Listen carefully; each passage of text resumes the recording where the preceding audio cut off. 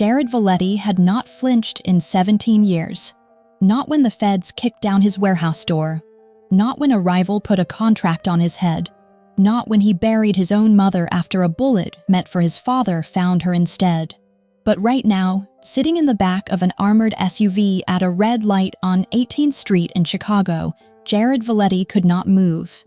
Because through the bulletproof glass, he was staring at a boy, 6, maybe 7 years old, sitting on an overturned plastic crate on the sidewalk selling junk.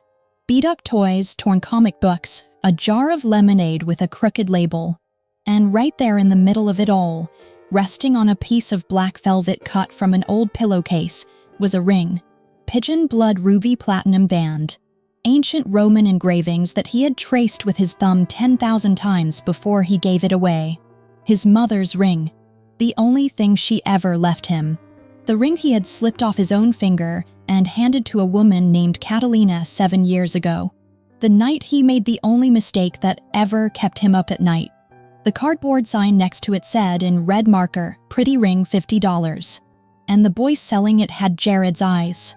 Frank Turner, his right-hand man, caught the silence from the driver's seat and said one word. "Voss?" But Jared was already opening the door, stepping onto a cracked sidewalk without a security detail for the first time in over a decade. He walked toward a child who had no idea what he was really selling. The little boy just looked up and said 5 words that changed everything. "Wanna buy something, mister?"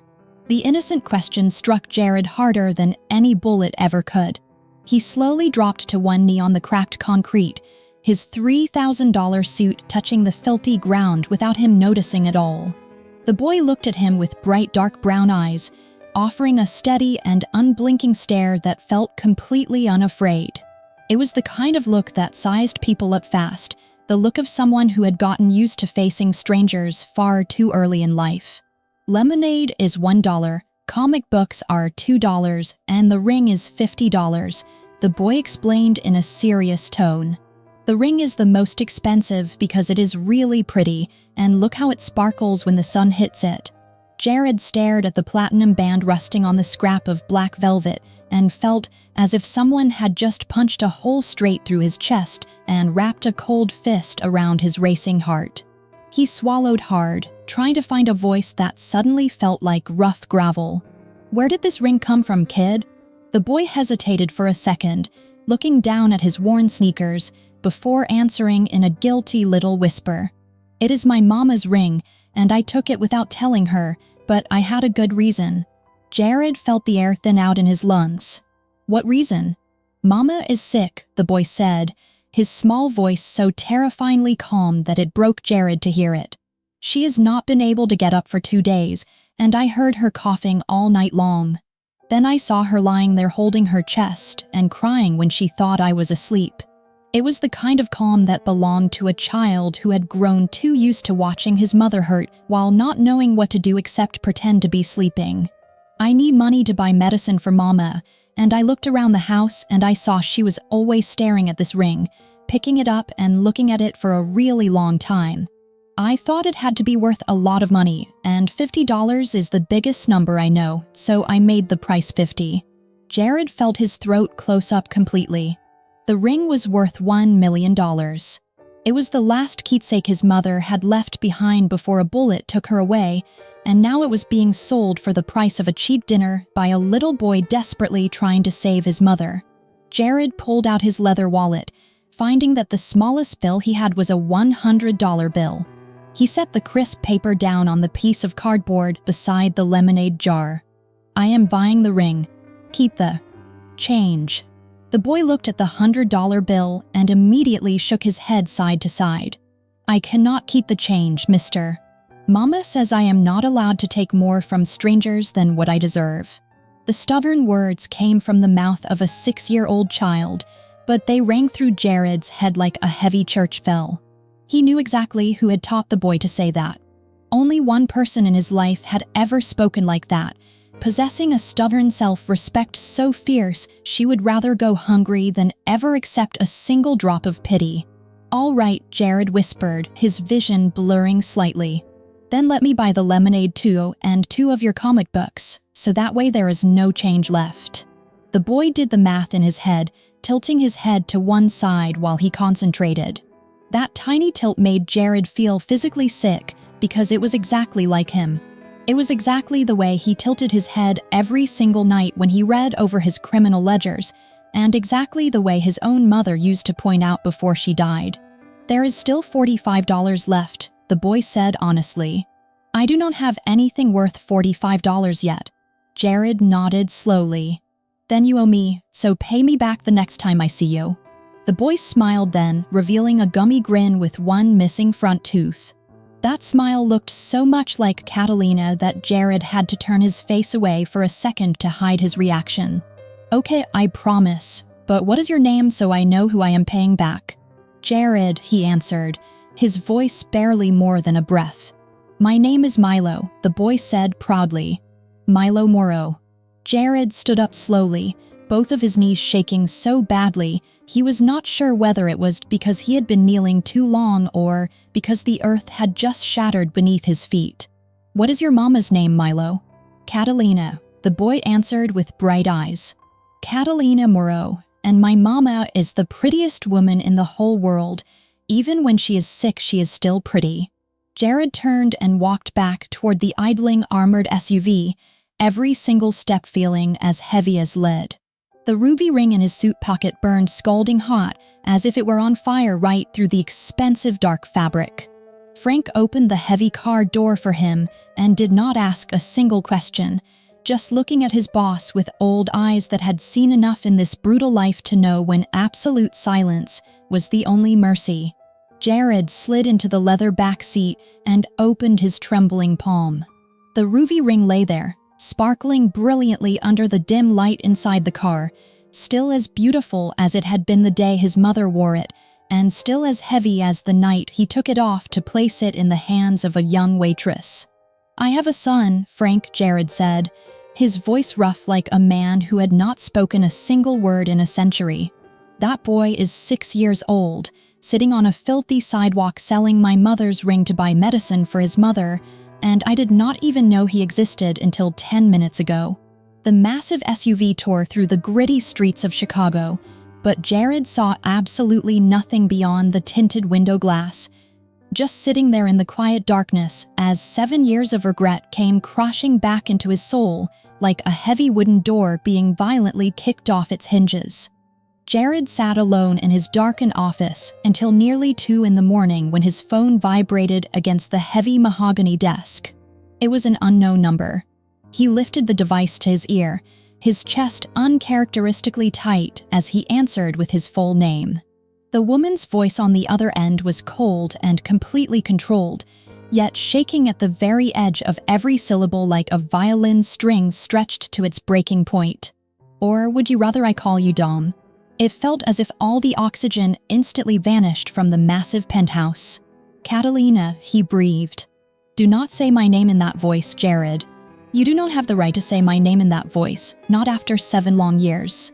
Jared gripped the phone so hard the expensive casing gave a faint crack. He asked how she got his private number. She explained that her son came home with a $100 bill and a description of a tall man in a black suit who looked at her ring like he was staring at a ghost. She used the internet, matched his physical description to local news stories about the city underworld, and found his lawyer's public office number. It took her only 10 minutes to connect the dots. She agreed to meet him the following afternoon at a small, run-down coffee shop in a working-class neighborhood far outside his usual territory. Jared arrived 15 minutes early, wearing a simple navy shirt and jeans, leaving his $50,000 watch and his family signet ring behind in a desperate attempt to look like the ordinary man she met 7 years ago. When Catalina finally walked through the glass door, the entire world stopped spinning for the second time that week. 7 years had changed her in ways that made Jared want to smash his bare fists into a concrete wall. She was still beautiful, but it was the fragile beauty of a woman who had endured far too much pain. The fine lines around her eyes were not from age, but from pure exhaustion and sleepless nights spent worrying herself hollow. Her skin was terribly pale, and her thin hands trembled slightly as she pulled out a wooden chair and sat across from him. She wore a faded gray sweater and old canvas shoes, lacking any jewelry except a pair of cheap silver earrings. She set her worn cloth bag on her lap and kept the tiny wooden table between them like a massive fortress wall. No greetings, Jared, and no pretending the last 7 years did not happen, she said, her voice as sharp and even as a freshly whetted blade. I found out I was pregnant 6 weeks after you vanished into the night. I went into labor at a public hospital at 3 in the morning with absolutely no one holding my hand, and I left the father's line completely blank on the birth certificate because I had nothing but a fake name to put there. Jared drew in a ragged breath, the guilt clawing at his throat, and tried to explain that he walked away because his own mother was murdered by his enemies, and he believed disappearing was the only way to keep Catalina alive. Catalina looked at him for a long, agonizing moment before her voice finally lost its flat control, trembling with quiet fury. You did not give me the right to choose, Jared. You decided for me that I was not strong enough to know the truth. You called out protection, but it was nothing but abandonment wrapped in a pretty excuse. The absolute truth of her words hit him so hard he could not find a single syllable to argue back. Catalina took a shallow, painful breath and leaned slightly forward, her pale fingers gripping the edge of the table. I am not here to yell at you, and I am certainly not here to ask for your apologies, because apologies do not raise a child and they do not pay hospital bills. Jared leaned in, his heart pounding violently against his ribs. Tell me what is wrong. Catalina looked down at her trembling hands. I am sick. I have a failing heart diagnosed 2 years ago. Some days I can get up and work just fine, but other days I am lying on the floor clutching my chest, completely unable to breathe, and my 6-year-old boy has to walk himself to school alone. The doctors say I need a specialized surgery, the kind of surgery public insurance simply will not cover enough of. Jared immediately opened his mouth to offer his entire fortune, but she held up a hand, cutting him off before he could speak a single word. Hear me clearly, Jared. I do not want your dirty money. I do not want your bloody empire. I do not want a single thing tied to the violent life you are living. I am only sitting here because I need a legal name on guardianship papers. If my heart stops, my mother is too old and too sick to raise Milo all by herself. Milo needs a backup plan, not a real father, just a legal signature on a piece of paper. The cold finality in her voice terrified him more than any rival gang ever could. What if I want to be more than just a ghost on a piece of paper, Catalina? He asked, his voice rough and pleading. Silence stretched between them, heavy and suffocating. Then you have to prove it, she whispered, her breathing sounding incredibly labored. Not with your endless money, not with your empty promises, and definitely not with your bodyguards or your armored cars. You do not bring your dangerous world anywhere near my son. No guns, no Mafia soldiers, and none of your underground enemies get within 100 miles of his life. If I smell danger even once, I will pack up Milo and disappear, and this time you will never find us. Jared looked into her tired, desperate eyes and nodded slowly. I understand completely. Catalina pulled her faded coat tighter around her fragile shoulders and stood up, the chair scraping loudly against the wooden floor. Your son's elementary school is hosting a science fair this coming Monday at exactly 3 in the afternoon. Be there. Sit quietly in the back row. Watch who he is when he does not know you are looking at him. That is the very first step, and it is the only step you are allowed to take right now. Show up, or do not ever appear in our lives again. She turned and walked out of the coffee shop before he could even stand up, leaving Jared sitting alone at the tiny table, staring at the empty space she had occupied. He possessed enough power and money to buy the entire city of Chicago, but an exhausted, dying waitress had just given him a direct order in a voice colder than any Mafia boss he had ever faced, and for the first time in his entire brutal life, Jared Valetti felt absolutely no desire to resist. Monday arrived with a heavy gray sky, and by 3:15 in the afternoon, Jared Valetti sat in the back of his idling armored vehicle looking at the old brick elementary school through the tinted windshield. He felt a cold, gripping fear in his chest for the first time since he was 19 years old, standing rigidly in front of his murdered mother's wooden coffin. The building looked nothing like the elite private academies he had been researching online for the past 2 days, the ones with Olympic-sized pools and tuition that cost more than Catalina made in an entire year. Instead, this school had outer walls covered in fading student murals, a playground with a swing set touched by rust, and windows taped with crooked colored paper cutouts. But this was Milo's school, and that fact instantly made it the absolute most important piece of real estate in the entire city of Chicago. Frank Turner parked 2 blocks away and looked into the rearview mirror with eyes full of fierce disagreement, begging his boss to let him sweep the perimeter. Jared shook his head. No bodyguards, no weapons, nothing. I am going in alone. He stepped out into the biting wind and walked through the chain-link school gate, immediately hit by the nostalgic smell of industrial floor cleaner and dried poster paint mixing in the narrow hallway. The cork bulletin boards were covered with uneven drawings and bright event calendars. He followed the handmade cardboard signs pointing toward the cafeteria that had been temporarily rearranged into a science fair exhibition hall, then stopped dead in the doorway. Milo stood proudly beside his display table wearing a white lab coat so oversized that the sleeves had been rolled up 3 times and still hung past his small wrists. His slightly curly brown hair was messy in the endearing way of a child who had brushed it himself that morning because his mother was too exhausted to help him. In front of him sat an old 12-compartment egg carton, each little section holding a different type of rock, and beside it rested a handmade poster board with the title written in thick blue marker reading, "Rocks Tell the Earth Story." The boy was animatedly explaining something to a younger child, both of his hands moving constantly, his bright eyes shining, his voice clear enough to carry across the noisy room. Jared walked in quietly and chose a small plastic chair in the second row, close enough to see Milo's face perfectly clearly, but far enough back not to draw any unwanted attention. Catalina was already seated in the front row wearing pale blue hospital scrubs, probably having rushed straight from her shift, with heavy dark circles under her eyes, but her back held perfectly straight.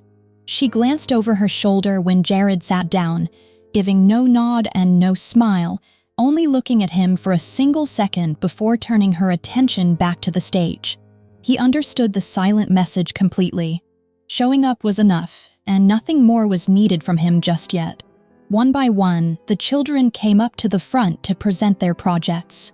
There was a solar system made of painted foam balls, a plant-growing experiment, and a confusing project about photosynthesis that involved an enormous amount of waving arms. The parents applauded loudly, the children glowed with pride, and an overwhelming wave of ordinary, peaceful life unfolded right in front of Jared. He realized with a tightening throat that this was a pure kind of existence he had never truly witnessed before. Then the tired teacher called Milo's name. The boy stepped up to the front of the room, his oversized white coat fluttering around his knees, his cardboard box of rocks held carefully in both of his small hands.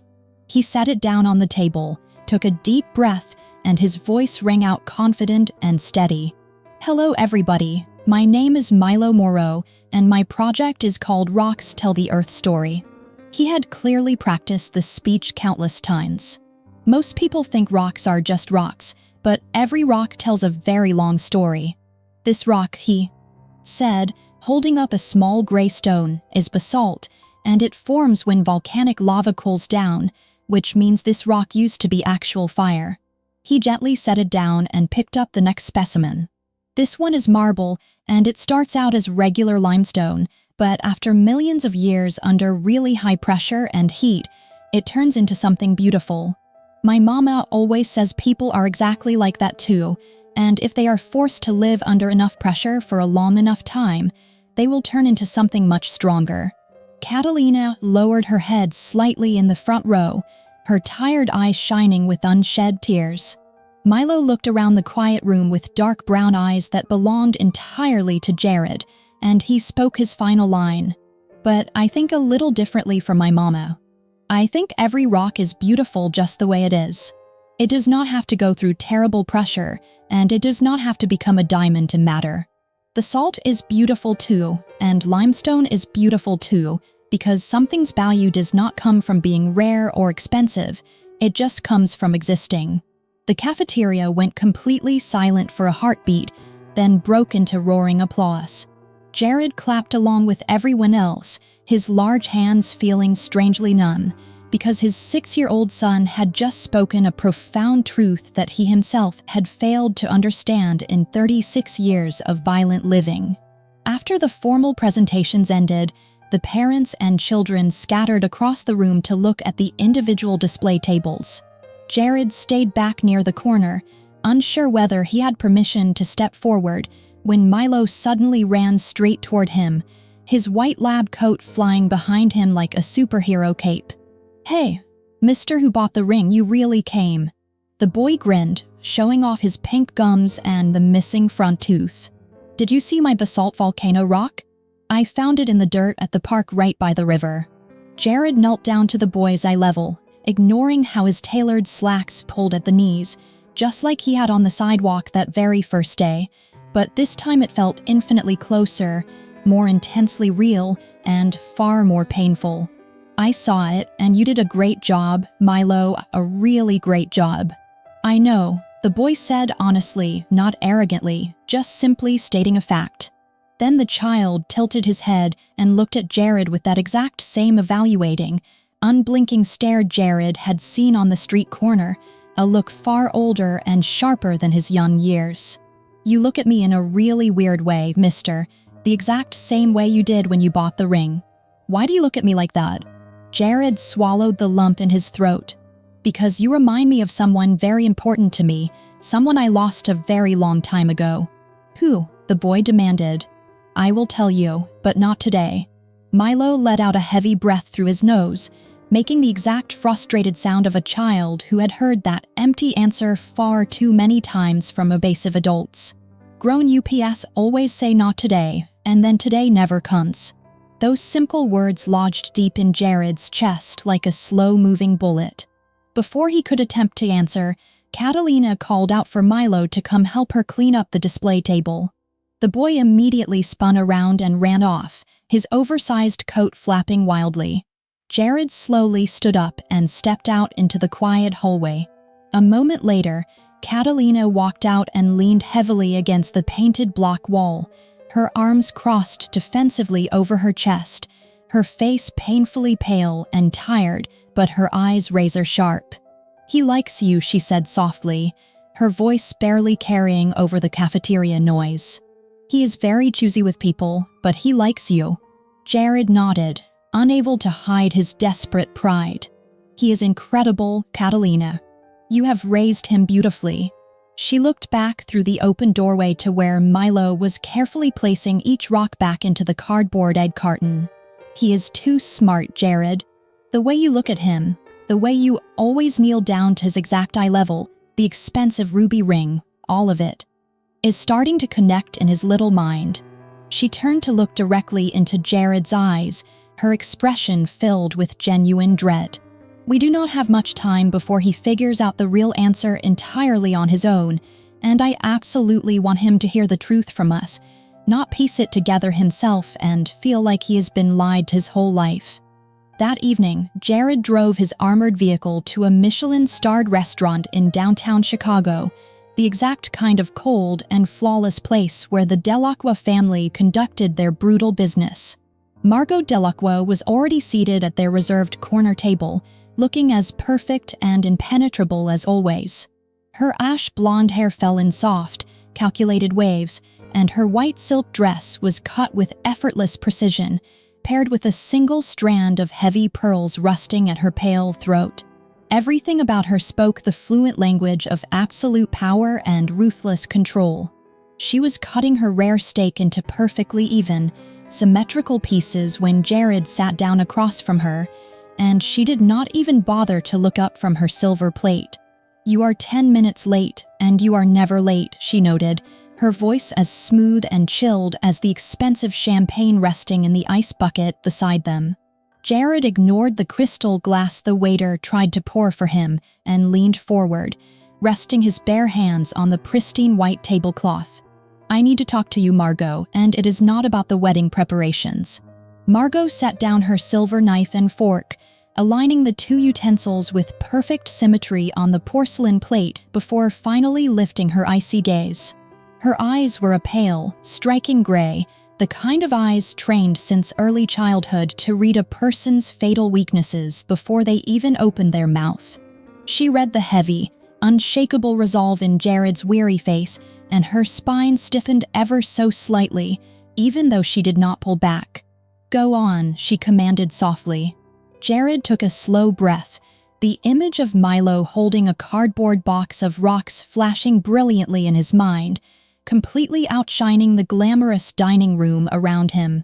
"7 years ago, long before I ever met you, I spent one single night with a woman who worked as a waitress in a cheap bar. I did not leave my real name. I did not leave a phone number, and I disappeared into the shadows the very next morning." Margot did not blink, her beautiful expression carved from solid ice. "Continue." "She got pregnant, and I have a 6-year-old son that I did not even know about until last week." Silence descended over the table, suffocating and impossibly thick. Jared counted the heavy seconds in his head.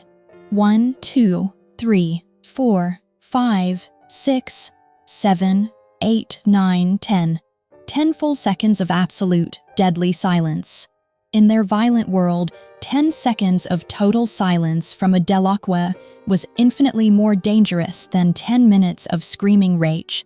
Margot gracefully lifted her crystal wine glass, took one remarkably slow sip of the dark red liquid, and set it back down on the table without making a single sound. When she finally spoke, her voice was as flat and unforgiving as the surface of a frozen lake in the dead of winter. "A son," she repeated, weighing the word on her tongue like a bitter poison. "His name is Milo," Jared said firmly. Margot's perfectly painted mouth almost curled into a sneer of pure disgust. "And the mother?" "Catalina Moro. She lives in a run-down apartment in Pigeon, works double shifts just to survive, and she has a failing heart." Margot tilted her head, her pale eyes narrowing with lethal calculation. "You are sitting here telling me that you have an illegitimate child with a dying waitress living in a filthy working-class neighborhood, while we are actively preparing for a 500-guest wedding at my father's heavily guarded estate in Lake Forest?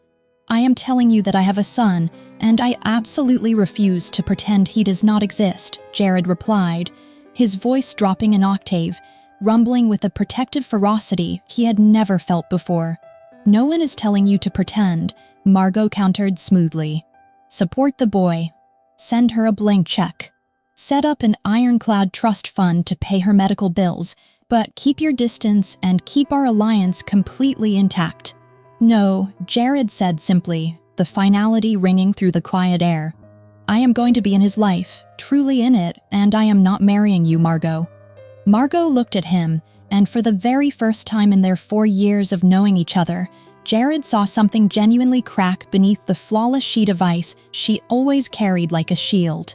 It was not anger, but a flash of deeply humiliated hurt, even if it only surfaced for a fraction of a second before she mercilessly crushed it back down into the dark. "You know exactly what this marriage really is," she whispered, leaning in so close he could smell her expensive floral perfume, her voice dropping until only he could hear the venom dripping from her words. "It is a blood alliance between the Valetti family and the Delacroix family. My father is preparing to pour $150 million into your South Side territory. The illegal shipping lines coming through the ports, the underground distribution network stretching across the entire Great Lakes region, all of it rests entirely on this union.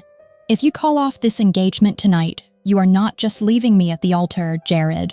You are openly betraying the entire Delacroix family, and in our world, You know better than anyone else what that truly means. Jared held her gaze without a single trace of hesitation. I know. You are declaring a war. Then consider the war declared, Jared said calmly, his steady gaze silently communicating that he fully knew the catastrophic price of his actions and was more than willing to pay it in his own blood. Margot stood up slowly, every single movement under absolute, terrifying control. She slid her heavy wooden chair back in, laid her white cloth napkin perfectly folded on the table, and smoothed the front of her pristine silk dress. Everything was exactly proper, exactly in the manner of a ruthless Mafia daughter who had been taught from birth never to let anyone see her fall apart. But as she reached out to grab her designer clutch, the pale hand holding the leather bag trembled. It was only slightly, almost too little to see, but Jared saw it, and he knew that tiny tremor was not born of sadness, but of an impending, violent wrath. You will regret this choice for the rest of your very short life, Jared, she promised in a deadly whisper, before turning and walking through the crowded restaurant with her back perfectly straight, her head held high, and her sharp heels striking the marble floor in even, measured clicks. Jared remained seated there entirely alone, looking around the cathedral of whispers, noticing the crystal tinkling against crystal and the soft shuffle of $200 shoes against the marble floors. And he suddenly felt deeply suffocated by the very empire he used to rule. For 17 years he had believed that real strength meant commanding fear and surrounding himself with impenetrable wealth. But a dying waitress in a faded sweater and a little boy selling lemonade on a filthy street corner had effortlessly shattered that entire illusion. He knew that Margot would immediately go to her father, and he knew that by sunrise, the fragile peace treaty governing the Chicago underworld would be torn to bloody shreds. His own men would be targeted, his warehouses would be raided, and his very life would be hunted by the most ruthless killers in the city. Yet, as he reached into his dark suit pocket and brushed his thumb against the cold metal of his mother's ruby ring, his racing heart felt completely calm. He was no longer fighting for territory, and he was no longer shedding blood for meaningless pride. He was finally choosing a real family, and he was more than ready to burn his entire criminal kingdom to the ground to keep them safe. The following Saturday afternoon, the four of them sat inside an old-fashioned ice cream parlor on Western Avenue, and for the first 20 minutes, Jared Valetti actually forgot who he was.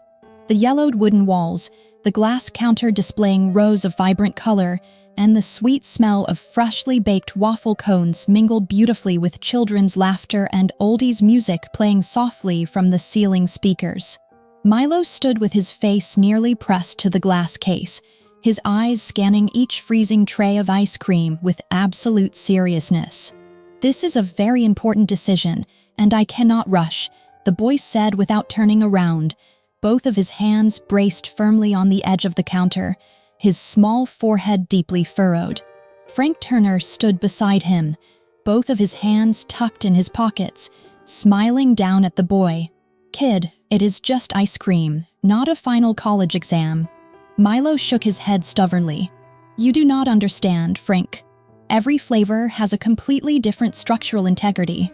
Mint chocolate chip has a crisp and soft texture combination, while vanilla bean is completely smooth. Those are two scientifically different experiences." Frank looked at Jared and chuckled. "This kid talks like a professor, and he is only 6.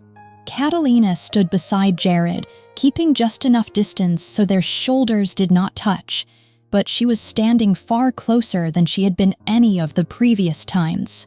She still looked tired, and she still had dark shadows under her eyes, but today she was wearing a clean white blouse instead of her pale blue hospital scrubs, and Jared realized with a swelling chest that was exactly how she had prepared for this afternoon. She had made a genuine effort, and that meant she was giving him a real chance. "He is always exactly like this," Catalina said softly, looking fondly at Milo. "It takes him 15 minutes to choose an ice cream flavor, and it takes him half an hour to choose a good rock in the park. He never rushes once he decides something truly matters." She glanced sideways at Jared and almost smiled. I wonder who he gets that from. Jared paid for the 2 scoops, mint chocolate chip and mango sorbet, before Catalina could even open her worn wallet. The 4 of them sat down at a wooden table by the large front window. Milo sat right between Jared and Catalina, swinging his little legs because the wooden chair was too high, eating his ice cream with absolute concentration, tasting each spoonful and then tilting his head to analyze it. Mint is still winning, but Mango needs to try harder, the boy declared.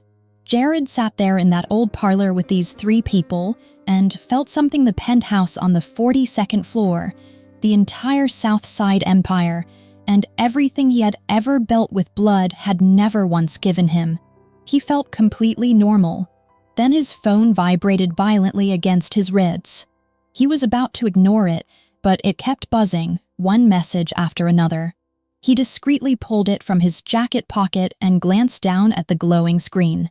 There were frantic messages from his lieutenants, and then a picture message from an unknown number. He opened the first photo, and the blood in his veins instantly turned to solid ice.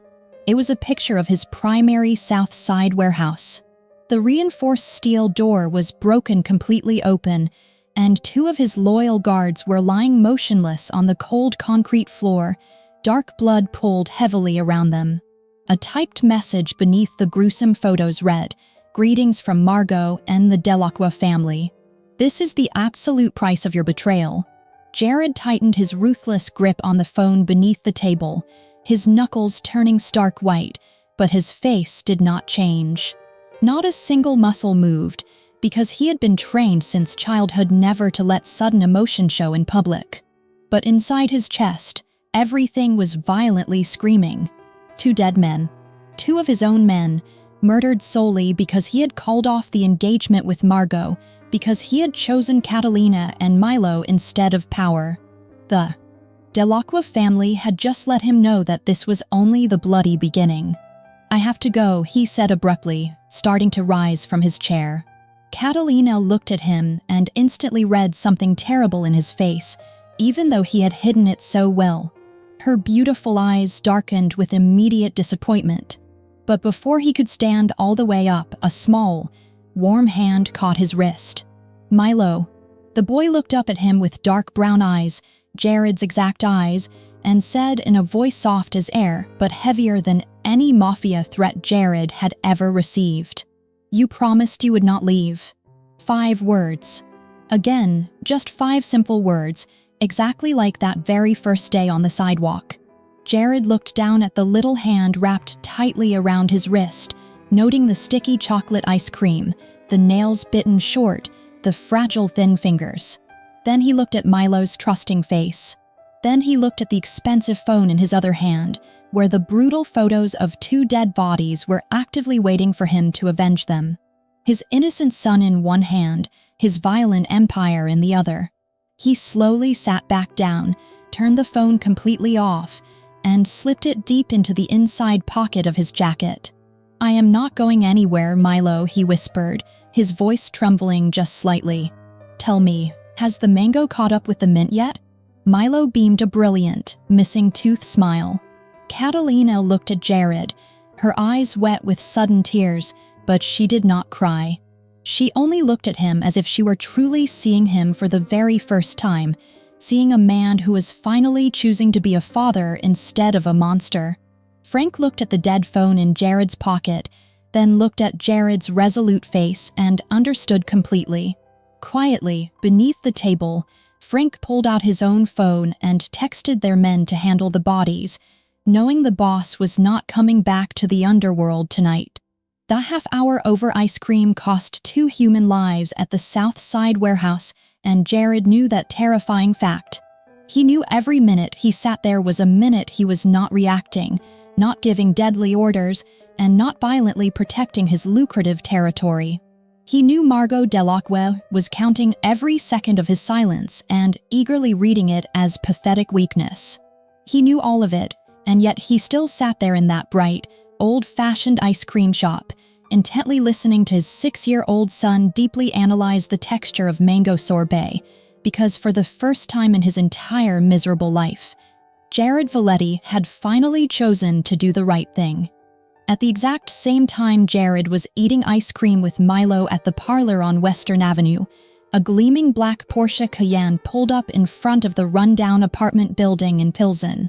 Margot Delacroix stepped out of the expensive vehicle, looking up at the peeling exterior walls, the rusted iron railings, and the single small flower pot sitting bravely by the front concrete steps.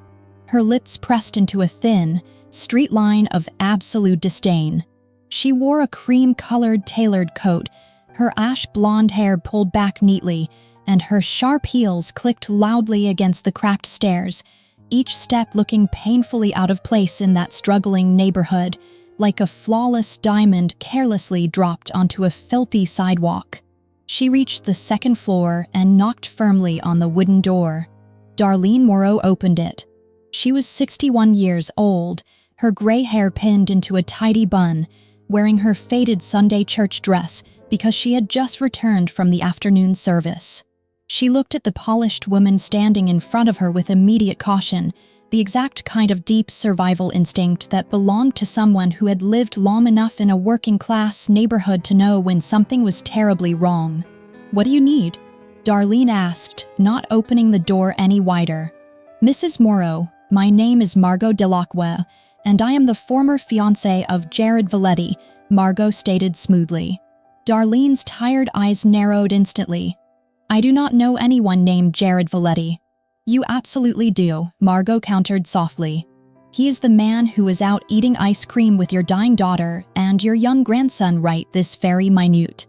Darlene said nothing, but her grip on the brass doorknob tightened until her knuckles turned white. "I am not here to start trouble, Mrs. Moreau. I am here because I am genuinely worried about Catalina and Milo's safety. I know that sounds ridiculous coming from me, but please give me just 5 minutes of your time." Polite decency finally won over her instinctive suspicion, and Darlene stepped aside, though she did not offer Margot a seat or a cup of warm tea. She simply stood in the middle of the small, cramped living room with both of her arms firmly folded across her chest. Margot let her pale gray eyes move quickly around the fragile apartment. She noted the old sofa covered with a cheap throw blanket to hide the tears in the fabric, the small television resting on a pressed wood stand, Catalina's community college textbooks stacked neatly on the dining table, and Milo's rock collection lined up on the windowsill, each tiny stone carefully labeled in pencil.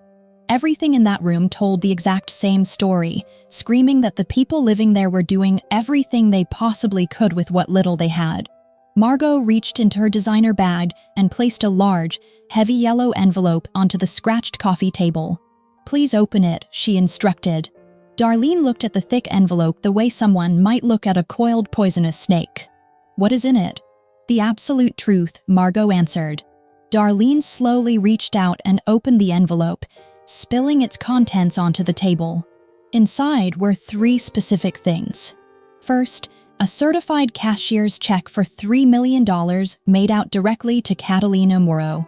Darlene looked at the impossible amount, her tired eyes widening in pure shock before narrowing again in immediate distrust. Second, there were 2 one-way airline tickets from Chicago to Portland, Oregon, completely open-dated with no travel restrictions. Third, there was a thick manila file, about 30 pages long. Darlene turned to the very first page, and her weathered hand immediately began to shake violently. Crime scene photographs, warehouse security printouts, dead bodies lying in pools of dark blood, and official police documents marked heavily with Jared Valetti's name listed as the primary suspect. There was not enough evidence for a legal prosecution, but the list of his alleged crimes was endless, including murder, smuggling, violent extortion, money laundering, and brutal witness intimidation. There were 7 pages of graphic crime scene photos spanning 7 different cases over the past 10 years. Darlene slammed the file shut, but she was not nearly fast enough because those horrific images were already permanently burned into her eyes. "He is not an honest businessman," Mrs. Moreau Margot said, her voice gentle, but every single word was placed with the lethal precision of a surgical scalpel. He is the ruthless head of a violent criminal organization that completely controls the entire south side of Chicago. He has personally killed people, he has ordered countless others to be killed, he has destroyed entire families, and now he is sitting there eating sweet ice cream with your innocent grandson. Darlene looked at the horrific file on the table, then up at the beautiful, terrifying woman. "Why are you telling me all of this?" "Because Catalina will never listen to me, but you are her mother, and you will protect your grandson at any ultimate cost," Margot said, slowly moving toward the front door. $3 million is more than enough for Catalina to finally have her specialized heart surgery at any top hospital in the entire country. It is enough for Milo to go to the absolute best private school in Portland. It is enough for all of you to start over somewhere completely safe and far away from Jared Valetti and the deadly violence that comes attached to his name. She paused right at the doorway and turned back to look at the trembling older woman. "I am not a good person, Mrs. Moreau, and I will freely admit that fact, but those photographs in that bloody file are undeniably real. Jared Valetti is real danger, and your daughter is unknowingly bringing your grandson directly into the line of sight of a world that will eventually kill him. What exactly do you want me to do?" Darlene whispered, her voice breaking. "I want you to show Catalina the file and let her decide for herself," Margot answered smoothly. "If she still foolishly chooses to stay after seeing those dead bodies, then that is her tragic right, but she absolutely deserves to know the monstrous truth about the man who is stepping into her son's life." Margot stepped out, her sharp heels clicking steadily down the concrete stairs, and the wooden door closed softly behind her. Darlene stood entirely alone in the small, quiet living room. On the scratched coffee table, the $3 million check lay right beside the 2 plane tickets, directly next to the criminal file filled with graphic photographs of dead bodies. She looked over at Milo's rock collection on the windowsill, each small stone carefully labeled in pencil by a brilliant 6-year-old boy. And she felt the crushing weight of an impossible choice that no grandmother at 61 years old should ever have been asked to carry. Outside the foggy window, the late afternoon sunlight of Pigeon poured weakly into the room, falling heavily across the check, across the file, across all of it. Catalina would be walking through that door within the hour, and the poisonous truth that would destroy everything she was trying to build with Jared was patiently waiting for her on the table. Catalina got home at 6 in the evening, physically exhausted, but possessing a heart that felt lighter than it had in days, completely warmed by the memory of eating ice cream with Milo and Jared. She pushed open the heavy wooden door and immediately froze. Her mother sat rigidly on the faded sofa, her hands clasped tightly in her lap, her eyes red and rimmed with fresh tears. On the scratched coffee table in front of Darlene lay the $3 million check, the 2 airline tickets, and the thick manila file lying completely open to a page displaying horrific crime scene photographs. Catalina asked what had happened, but her mother did not answer, only staring down at the table in defeated silence. Catalina stepped forward, her tired eyes dropping to the scattered papers and the fragile world she had been so carefully rebuilding over the past 2 weeks completely collapsed. She picked up the heavy stack of documents, turning the pages one by one with trembling fingers. Warehouse photographs, pictures of dead bodies, Jared Valetti's name repeated again and again through official police reports and federal notes, accompanied by bold black lines marking him as the primary suspect for murder, smuggling, extortion, and violent witness intimidation. 10 years of bloodshed across 7 different cases. Her hands shook violently, but she forced herself to read every single page because Catalina Moreau never looked away from the ugly truth. She asked who brought the file, and Darlene whispered the name Margot Delacqua, identifying her as Jared's vengeful former fiancé. Catalina set the bloody file down, looked at the absurd $3 million check, and immediately picked up her cheap phone to call Jared. He answered before the first ring even finished. "Come here," she said, her voice completely devoid of the warmth they had shared just hours earlier. Right now, this time her voice was not simply cold, it was entirely empty, carrying the terrifying hollow tone of a woman who had completely run out of space inside her soul to feel one more terrible thing. Jared arrived in less than 20 minutes, rushing up the cracked concrete stairs and stepping into the small living room. Darlene did not look him in the eye, simply stepping aside to retreat into Milo's bedroom and shutting the thin door tightly behind her. Catalina stood in the dead center of the room, the criminal file resting open on the table between them like a massive open grave. She did not ask him to sit down. "You kill people," she stated, the words falling from her pale lips not as a question, but as a devastating fact. Jared looked down at the file, his dark eyes recognizing the brutal photographs he knew entirely too well. "Yes," he answered, offering a single word with absolutely no excuses and no defensive explanations. Catalina drew in a sharp breath, her failing heart tightening with physical pain, but she refused to press a hand to her chest because she would not let him see any weakness. "You smuggle, you extort people, and you order human beings killed without blinking, and then you go back to your expensive penthouse to drink whiskey and look out over the city." Jared remained completely silent because every single word was undeniably true. "And you want to father my son," she continued, her voice finally cracking, just a tiny fracture, but enough for Jared to hear 7 years of pure exhaustion pouring into one single sentence. "You want a 6-year-old child to call the man in these photographs his father?" Jared stepped forward, his massive frame looking entirely out of place in the cramped apartment. "I am not a good man, Catalina, and I never once claimed I was. But you sat there eating ice cream with my son this afternoon like you were completely normal," she fired back, tears finally spilling hot and fast down her pale cheeks. "You knelt down to his eye level, you smiled at him, and you turned off your phone because he asked you to stay, while at the exact same time your own men were dying in a warehouse because of the violent world you built." Jared tried to say her name, tried to reach out, but she stepped back as if his touch would burn her skin. "Do not say my name," she ordered, her shoulders trembling violently. "I almost believed you this afternoon. I almost believed that 7 years changes people and that maybe my son could finally have a father, but this file as you truly are, Jared." She picked up the gruesome photographs and held them out toward him with a shaking hand. "This is your real life, and I absolutely refuse to drag my son into it."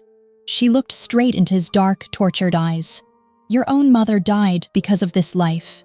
You told me yourself that you walked away 7 years ago because you were terrified I would die exactly like she did. Now you have come back carrying the exact same danger you were trying to protect us from." Her logic was so precise and so painfully accurate that Jared could not find a single syllable to argue against it. "Leave Milo out of your violent life," she whispered, her voice breaking completely. "Just go, Jared. This time, at least leave us for the right reason." Jared stood there in the quiet living room, looking at the crying woman he loved more than his own life. He looked at the open file full of his own sins, looked at the insulting check, and finally looked over at Milo's precious rock collection on the windowsill, each little stone labeled perfectly in pencil. The basalt, the marble, the cloddy quartz the boy had found in the dirt. Jared swallowed the agonizing lump in his throat, turned around, and walked heavily out the wooden door without saying another word, deeply accepting that his criminal empire made him entirely unfit to be a father, and that walking away was the only true way to keep them safe. But in the small bedroom 4 steps away, behind the thin wooden door Darlene thought had been fully shut, 6-year-old Milo was lying perfectly still on his bed with his eyes wide open in the dark. His ear was pressed hard against the wall, and he had heard absolutely everything. The heavy word father, the terrifying words kill people, the painful words walked away. His brilliant young mind desperately tried to fit those sharp, jagged pieces together into something that made sense, lying silently in the shadows until he heard his mama crying in the bathroom. The next morning at exactly 6 o'clock, Catalina stepped into Milo's room to wake him for school, but the small bed was completely empty. The faded blanket was folded neatly, and on the pillow lay a single sheet of lined paper torn from a school notebook. Written in the careful, tilted pencil marks of a child was a simple message reading, "I went to find the truth. Love you, Mama." Catalina's exhausted legs gave out entirely, and she collapsed onto the bedroom floor, her voice shattering as she called Jared and gasped out that their son had run away. Jared was out the penthouse door before she even finished her panic sentence, mobilizing Frank and Tommy to tear through the waking streets of Chicago without a single weapon or Mafia soldier, absolutely refusing to bring his violent world into the desperate search for his child. 1 hour passed with nothing, then 2 agonizing hours, frantically checking the elementary school, the public library, and the muddy riverbank where Milo liked to hunt for rocks. By 9 in the morning, Jared closed his dark eyes, gripping his knees so hard his hands shook, forcing himself to think not like a ruthless mafia boss, but like a deeply hurt 6-year-old boy seeking the absolute truth. He told Frank to drive straight back to 18th Street in Pigeon, the exact place where the ruby ring had first brought them together. 7 minutes later, the armored SUV screeched to a halt, and Jared finally saw him. Milo was sitting patiently on the same overturned plastic crate on the same cracked sidewalk, wearing a blue winter coat zipped tightly to his chin. In front of him sat a small sign torn from a cereal box, written neatly in pencil, reading, "Looking for my dad. His name is Jared."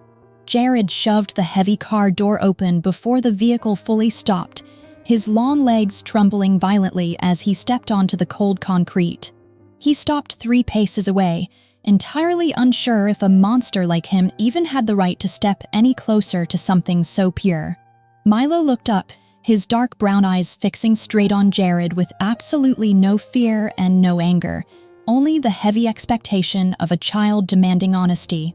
"I know now," Milo said, his small voice incredibly steady over the loud roar of passing traffic. "I heard Mama talking last night, and I know you are my dad." Jared swallowed a knot of pure razor blades and whispered, "Yes." Milo stood up from the plastic crate, looking so impossibly tiny against the massive, unforgiving city, and he tilted his head to ask the one question Jared had feared most since the day he found him. "Are you a bad person, Dad?" The heavy question hung suspended in the freezing morning air. Jared could have lied, because he had lied his entire life to the police, to his rivals, and to himself. But those dark brown eyes looking back at him demanded the one single thing he had never truly given anyone. "I have done very bad things, Milo," Jared confessed, his deep voice cracking painfully on the final word. "I am not a good man." Milo did not blink, his stare piercing straight through Jared's expensive armor. "Did you kill people, just like Mama said?" "Yes," Jared answered, offering a single word that felt infinitely heavier than any federal prison sentence ever handed down. Milo looked down at his little pencil sign, then looked back up.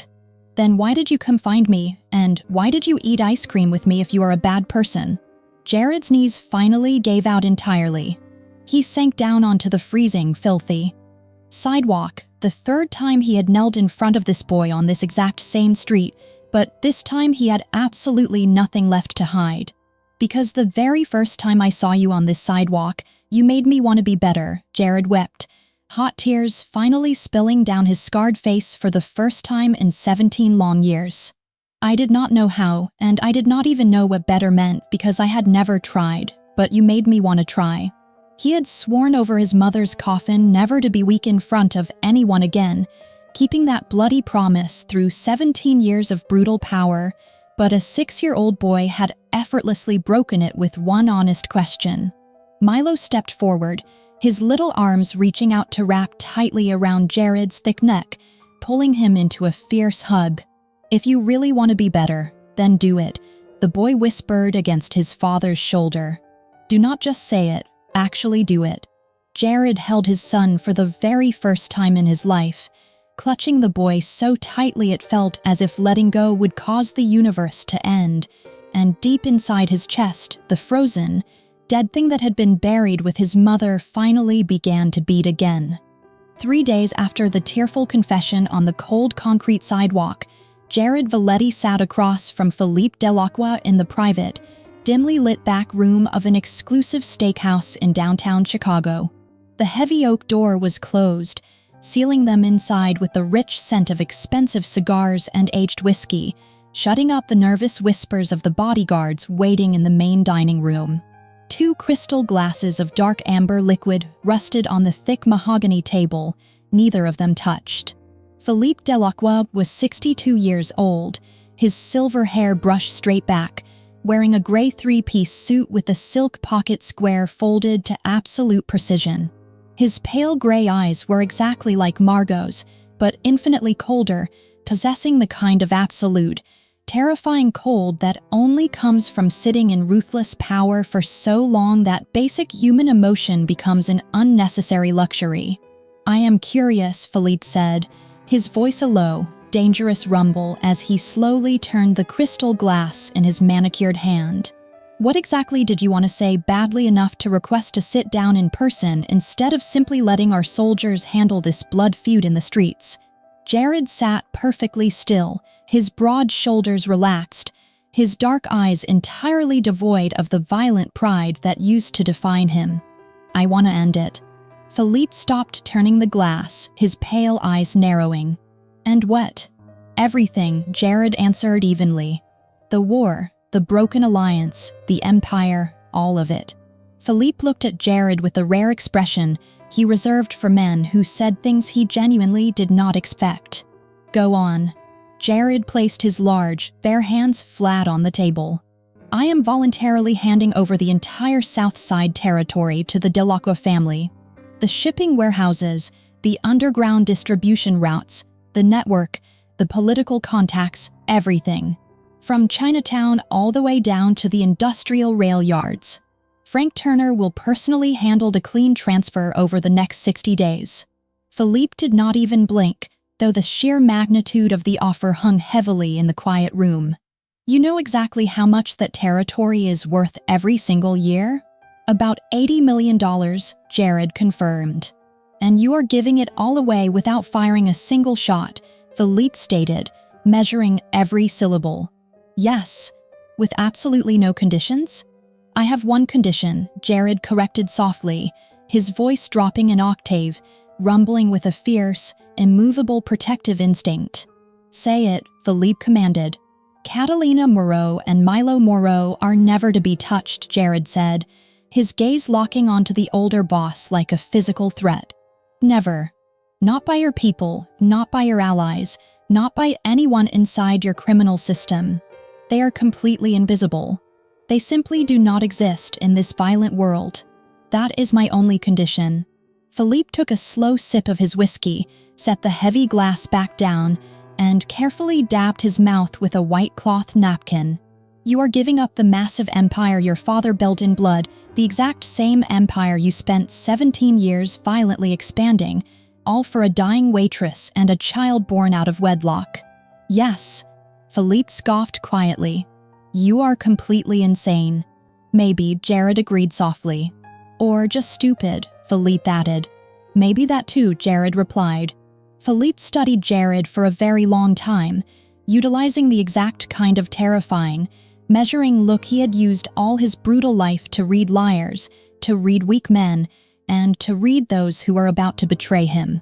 But there was absolutely nothing on Jared's face to read except the profound, unshakable calm of a man who had already made his final peace. "I met your mother once," Philippe suddenly said, his cold voice shifting half a shade softer. "She came to a Valetti family gathering wearing that heavy ruby ring she never took off. The entire room was full of ruthless killers and violent criminals, but she walked right among them as if the danger did not even exist. I asked your father why she was not afraid, and he told me she was not afraid because she knew the most important thing in life was not power, but the fundamental reason a man wanted power in the very first place." Philippe paused, his gray eyes searching Jared's scarred face. I did not understand that back then, and I am still not entirely sure I understand it now, but looking at you today, I think you finally do. Jared swallowed hard, the memory of his mother flashing brightly in his mind. My mother died because of this brutal world, Philippe. That bullet was meant for my father, but it found her instead.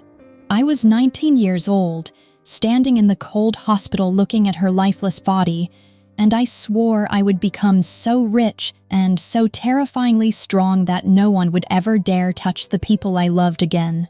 Jared stopped, letting out a ragged breath. For 17 years, I kept that foolish promise by never loving anyone, by never letting anyone get close enough to become a target.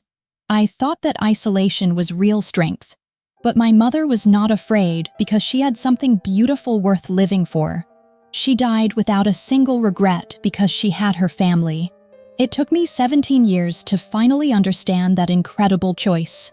Now I have Catalina and Milo, and I am actively choosing the exact way my mother chose. I am choosing to stay, but I am also choosing to pull them completely out of the darkness.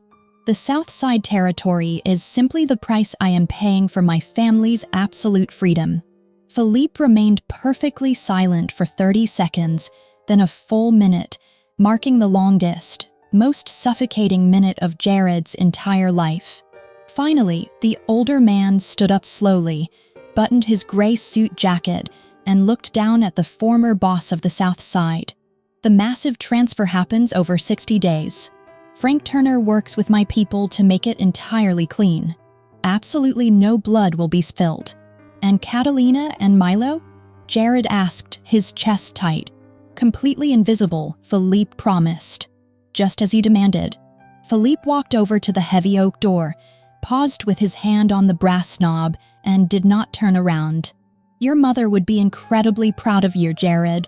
Then the ruthless Mafia boss walked out, leaving Jared sitting entirely alone in the private room. Jared let out a massive, trembling breath for the first time in 3 days. That very evening, as he stood looking out over the glittering skyline of Chicago from his 42nd floor penthouse, his phone vibrated. It was Margot. He answered the call, pressing the phone to his ear. My father told me you handed over the entire South Side, Margot said, her voice nothing like the cold, sharp weapon it had been before. It was simply the voice of a 33-year-old woman asking the one question she desperately needed answered. I did, Jared confirmed quietly. $80 million a year, she breathed.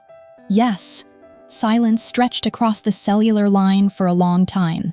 Jared could hear Margot breathing heavily on the other end, and he understood perfectly that she was fighting with everything she had to keep herself from falling apart. Do you really love her? Margot finally asked. I never stopped, Jared answered honestly. I hate you for that, Margot whispered, her voice cracking. Because in 4 years, not once did I ever see you look at me the way you looked at her when you said her name in the restaurant that night. Not once. She paused, drawing a shaky breath. I hope you are genuinely happy, Jared. I truly mean that. Then she hung up the phone. Jared sat the device down on the glass table beside the untouched crystal decanter of whiskey. He looked out at the massive, glittering city below him one last time from this luxurious penthouse, deeply aware that by next week he would be packing his few meaningful belongings and moving down to a small, rented house in Pilsen, just 2 blocks away from Catalina's apartment. He was no longer a feared mafia boss, he no longer possessed a violent empire, and he no longer controlled the sprawling South Side. But as he touched the spot over his beating heart, he knew he finally possessed the one magnificent thing that 17 years of absolute power had never once given him. He finally had a reason to go home. 2 years later, on a bright Saturday morning in May, Jared Valetti woke to the comforting sound of small feet running rapidly across the wooden floor and the excited voice of an 8-year-old boy shouting from the narrow hallway. Jared slowly opened his eyes, staring up at a low ceiling painted plain white, noting a thin crack running from the cheap light fixture to the corner of the room that he still had not gotten around to fixing. This was his two-bedroom house in Pigeon, located just 3 short blocks from Catalina's old apartment building.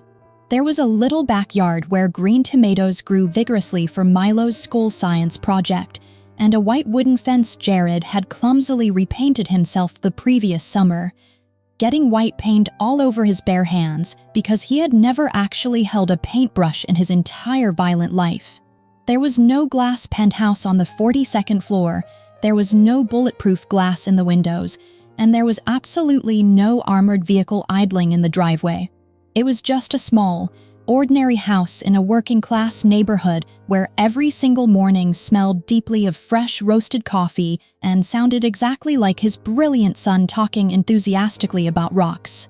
Milo suddenly burst into the modest bedroom holding a cloudy white stone in his small hands, his dark brown eyes bright with pure excitement. "Look at this, Dad," the boy announced proudly. "I had Frank take it to the geology lab at the community college, and the professor said it is genuine quartz, meaning the market value is at least $50. Jared sat up in the warm bed and looked fondly at his son.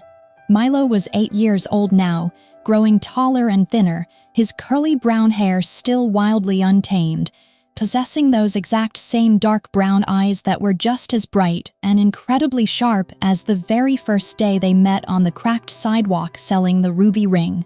"You know, once upon a time he sold something else for $50 too," Jared teased gently. Milo grinned broadly, showing off teeth that had finally grown in completely. "I know, Dad, I sold the ring, but I heavily undersold it that time because the ring was worth way more than $50. "Way more," Jared repeated softly, though he was absolutely not talking about the monetary value. Catalina appeared in the open doorway carrying 2 steaming mugs of black coffee, wearing one of Jared's old gray sweaters hanging loosely on her small frame, her dark hair tied up in a messy knot. She was so breathtakingly beautiful that every single morning he still momentarily forgot how to breathe whenever he saw her standing there. Her specialized heart surgery 18 months earlier had been a complete and total success. The brilliant surgeons had said her heart was responding beautifully, and while she would need lifelong monitoring, her medical outlook was incredibly strong. She no longer lay awake in bed in the middle of the dark night desperately clutching her chest and crying from the pain.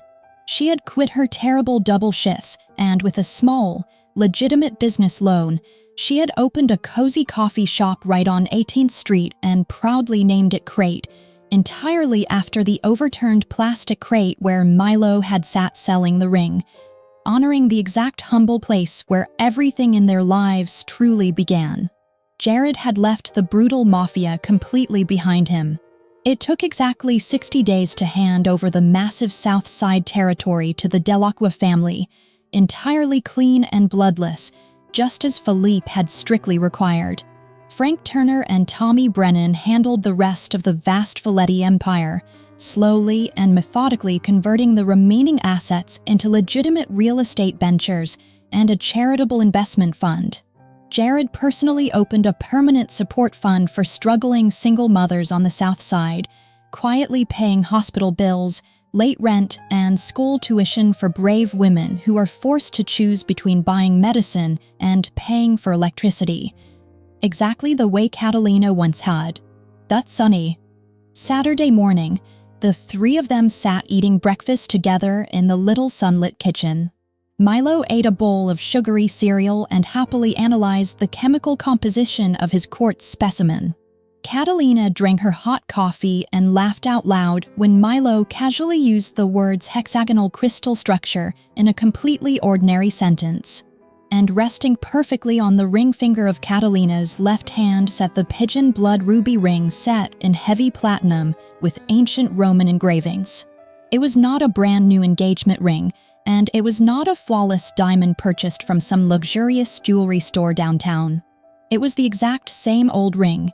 It was the ring that had passed from Jared's murdered mother directly to the trembling hand of a 21-year-old waitress on one single lonely night in the city, then to the $50 sidewalk stand of a brave 6-year-old boy in Pigeon, and then finally back to the loving family where it had always belonged. "Dad," Milo suddenly said, setting down his silver spoon and looking at Jared with deeply serious eyes. "Can I ask you something for real?" "Ask anything," Jared replied. "If you had not seen the ring on the sidewalk that day, would you still have found us?" Jared looked at his remarkable son, looked at Catalina's smiling face, looked at the glowing ruby ring on her hand, and then looked around the little kitchen with the humming refrigerator completely covered in printed photographs from the last 2 wonderful years. "I honestly do not know," Jared said softly, "but I strongly believe so. Because your mama was right when she said that when the time is right, broken things always find their way back to each other. Just like rocks," Milo added thoughtfully. "Broken apart and carried away, but in the end, the rushing water still brings them all back to the exact same riverbank." "Exactly like rocks, son," Jared agreed. Catalina stood by the warm stove with her coffee mug held tightly in her hands, tears slipping silently down her flushed cheeks, and she did not even bother to wipe them away because these were the rare kind of happy tears that absolutely did not need hiding. Jared's phone vibrated gently on the table. It was a message from Frank containing a link to a Society news article. Margot Delacroix was officially engaged to a pediatric heart surgeon in New York. There was a colorful photo attached of her smiling brightly beside a brown-haired man wearing glasses, and that genuine, radiant smile looked absolutely nothing like the cold, calculated masks Jared had ever seen on Margot's face in the past. It was real. For the first time, she was truly happy too. Frank had added a short message underneath reading, "Everybody finds the right person eventually, boss." Jared smiled warmly and set the phone face down, completely understanding that the ruby ring worth $1 million was not the most valuable thing he had ever owned. The most valuable thing was this exact morning, the beautiful sound of his son saying the words crystal structure, and Catalina's bright smile when she thought no one was watching. That was the kind of priceless wealth no one could ever buy with $80 million a year. No one could ever steal at gunpoint, and no one could ever destroy with violent schemes and bloody threats. That was family. And Jared Valetti, the man who had once made the entire south side of Chicago tremble in pure fear, had finally found the only beautiful thing he was ever truly afraid to lose. This profound story is not just about the Mafia or the dangerous underworld. It is not about money, and it is certainly not about a $1 million ring. This story is entirely about the power of choice. Every single day, we are forced to choose between hollow power and genuine love, between stubborn pride and healing forgiveness, between running away and bravely staying. Jared needed 17 years to understand that real strength is not making other people fear you, but daring to be completely vulnerable in front of the people you truly love. Catalina needed 7 long years alone to understand that accepting help is not a weakness. And Milo, a brave little boy sitting on a plastic crate selling a priceless ring for $50, taught them both the simplest and most profound lesson in the entire world. If you want to change your life, do not just talk about it, actually do it. If this story touched your heart today, if it made you think deeply about someone you lost, someone you never properly apologized to, or someone you still love but have not yet found the courage to return to, then please like this video. Share it with someone who desperately needs to hear this message tonight, and subscribe to Sunni Romance so you will not miss emotional stories exactly like this one every single day. We would truly love to hear from you directly. How did this story make you feel? Did it remind you of someone special in your own life? Is there a difficult choice you wish you had made differently in your past? Write your thoughts in the comments below. We read every single line, and every comment you leave gives us the tremendous strength to keep telling stories that reach people's hearts. Thank you for being here, for listening, and for generously giving your valuable time to this story. We wish everyone watching this video good health, a joyful life, profound peace in every day, and always having someone incredibly loving by your side. Goodbye, and we will eagerly see you in the next video.